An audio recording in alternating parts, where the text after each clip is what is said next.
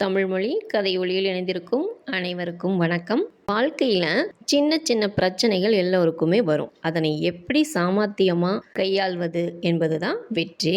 இந்த கருத்துக்கு ஏற்ற சின்ன சின்ன சாமர்த்தியமான கதைகளை தான் நாம இந்த காணொளியில கேட்க போறோம். வாங்க கேட்கலாம். முதல்ல ஒரு கதை. ஒரு ஊரில் செல்வந்தர் ஒருத்தர் வாழ்ந்துட்டு வந்தாரு. அவருக்கு ஒரு மகன் இருந்தான். தன் மகனை அறிவும் நற்பண்புகளும் நிறைந்தவராக வளர்த்துட்டு வந்தார். அவரு நாட்களும் பல ஓடின. மகனும் வளர்ந்து திருமண வயதை அடைந்தான். பெருஞ்செல்வர்கள் பலரும் தம் மகளை அவனுக்கு திருமணம் செய்து வைக்க நான் நீனு போட்டி போட்டுட்டு இருந்தாங்க. ஆனா அந்த செல்வந்தரோ எனக்கு வரும் மருமகள் அறிவுள்ளவளாக இருக்கணும், ஏழையாக இருந்தாலும் கவலை இல்லை, நான் வைக்கும் சோதனையில் வெற்றி பெறணும் அப்படின்னு சொன்னான். திருமணம் பேச வந்தவர்களில் பலர் என் மகள் மிகுந்த அறிவுள்ளவள், நீங்கள் வைக்கும் சோதனையில் கண்டிப்பாக வெற்றி பெறுவாள், என்ன சோதனை அப்படின்னு கேட்டாங்க. மணப்பெண்ணின் வீட்டிற்கு நானே வருகிறேன், அங்கேயே சோதனை வைக்கிறேன் அப்படின்னு சொன்னாரு அந்த செல்வந்தர். அவர்கள் ஒவ்வொருத்தருடைய வீட்டிற்கும் அந்த பணக்காரர் சென்றாரு. அந்த பெண்ணை அழைத்து ஒரே ஒரு பணத்தை கொடுக்கிறாரு. இந்த பணத்தில் உண்ணும் பொருளையும் குடிக்கும் பொருளையும் விளையாடும் பொருளையும் வாங்கி வரணும், மீதி பணமும் கொண்டு வரணும் அப்படின்னு சோதனை வைத்தாரு. ஆனால் ஒவ்வொரு பெண்ணும் நீங்கள் தரும் ஒரு பணத்தில் வயிறார உண்ணக்கூடிய பொருள் மட்டுமே வாங்கலாம், மற்றவற்றை வாங்க முடியாது, யாராலும் செய்ய இயலாத செயலை செய்ய சொல்கிறீர்களே, என்னால் எப்படி முடியும் அப்படின்னு சொல்லி அந்த பணத்தை திருப்பி தந்துட்டாங்க. இப்படியே ஒவ்வொரு வீடாக நடந்தது. யாருமே ஒரு பணத்திற்குள் அவர் சொன்ன மூன்றையும் செய்ய முன்வரவே இல்லை. நாட்களும் ஓடின. தன் மகனுக்கு திருமணம் செய்யும் எண்ணம் அவருக்கு இல்லை, அதனால்தான் இப்படிப்பட்ட சோதனைகளை வைக்கிறார் அப்படின்னு பேச தொடங்கினாங்க ஊருக்குள்ள. அறிவுள்ள பெண் கிடைத்தால்தான் என் மகனுக்கு திருமணம் அப்படிங்கிறதுல அவர் உறுதியா இருந்தாரு. பக்கத்து ஊர்ல ஒரு ஏழை பெண் ஒருத்தி அறிவுள்ளவளா விளங்குகிறாள் அப்படின்னு கேள்விப்பட்டார். அவரு அந்த பெண்ணின் வீட்டிற்கு போனாரு. வழக்கம் போல அவளிடமும் ஒரு பணத்தை கொடுத்தாரு. இந்த ஒரு பணத்தில் உண்ணும் பொருளையும் குடிக்கும் பொருளையும் விளையாடும் பொருளையும் வாங்கி வரணும், மீதி சில்லறையையும் கொண்டு வரணும் அப்படின்னு சொன்னாரு. சிரித்த அவள், நானாக இருந்தால் மேலும் ஒரு சோதனை சேர்த்திருப்பேன் அப்படின்னு சொன்னான். என்ன சோதனை அப்படின்னு வியப்பா கேட்டார் அவரு.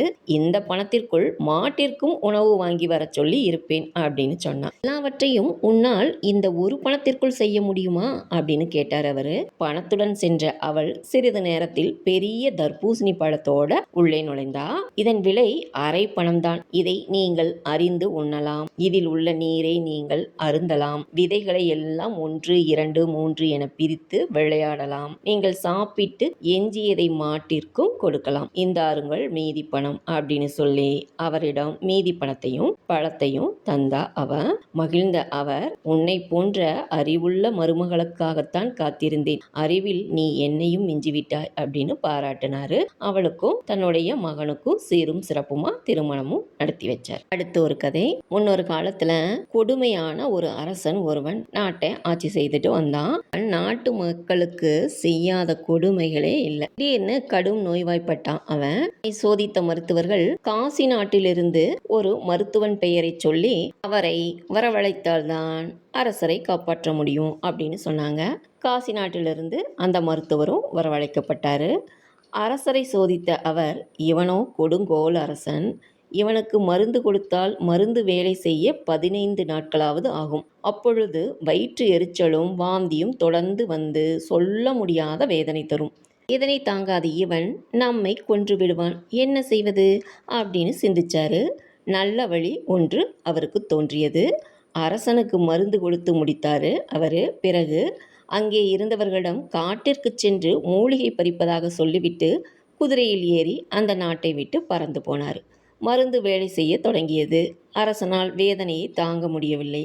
இங்கே அந்த மருத்துவன், அவனை இழுத்து வாருங்கள் அப்படின்னு கத்துனான். மருத்துவன் தப்பிவிட்டான் என்பதை அறிந்து கோபம் கொண்டான். ஒற்றர் தலைவனை அழைத்தான். இதற்குள் அவன் நம் நாட்டை விட்டு தப்பி இருக்க முடியாது, விரைந்து சென்று அவனை பிடித்து வா அப்படின்னு கட்டளையிட்டான். குதிரையில் விரைந்த ஒற்றர் தலைவன் எல்லையை கடக்கும் முன் மருத்துவரை பிடித்து விட்டார். ஒற்றர் தலைவனிடம் மருத்துவர், இனிமேல் நான் தப்ப முடியாது, இனி அரசர் என்ன தண்டனை கொடுத்தாலும் ஏற்றுக்கொள்ள வேண்டியதுதான், என்னிடம் அருமையான நெல்லிக்கனி உள்ளது, அதை உண்டால் உங்கள் தளர்ச்சியும் சோர்வும் போய்விடும், பிறகு என்னை இழுத்துச் செல்லலாம் அப்படின்னு இனிமையா பேசினாரு. அந்த நெல்லிக்கனியை வாங்கி ஒற்றர் தலைவன் சாப்பிட்டாரு. அதில் மருந்து தடவி இருந்ததால அவர் மயங்கி விழுந்துட்டார். எல்லையை தாண்டி பாதுகாப்பாக பக்கத்து நாட்டை அடைந்தார் மருத்துவர். மயக்கம் தெளிந்த ஒற்றர் தலைவன் அவர் தப்பிவிட்டதை அறிந்தான். நடந்ததை சொல்ல அரசரிடம் வந்தான். அதற்குள் அரசனின் நோயும் குணமாகிவிட்டது.